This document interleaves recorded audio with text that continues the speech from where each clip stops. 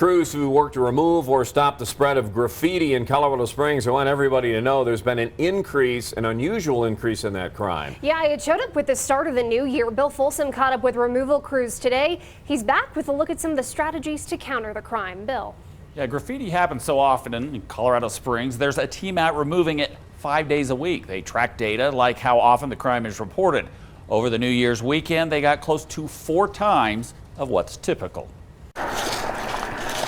Painting with purpose. Out of necessity, Colorado Springs crews work quickly to remove graffiti. Last year, our graffiti team removed graffiti from about 2,000 sites citywide.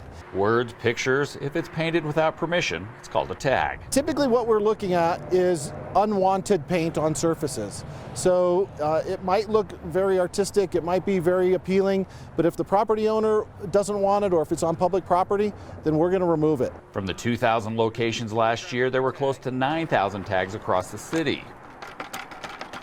Warmer days are typical for tagging, but not always. 2023 started with a graffiti uptick. We had about 40 reports over the New Year's holiday, that Friday to Monday, which normally on a weekend, a 2-day weekend, we're usually receiving about 10 to 12.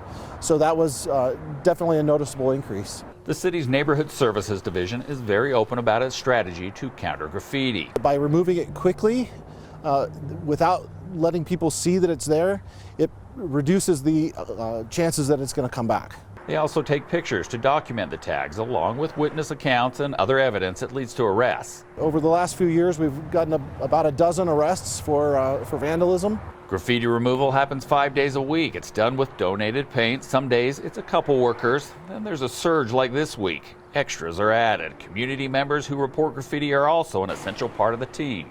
It's important to report graffiti when you see it because it's also an attractant for other activity that you might not like, littering or homeless encampments or crime.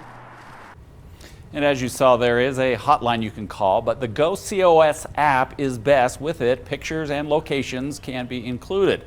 If the graffiti is in another agency's territory, CDOT for example, the information is then shared.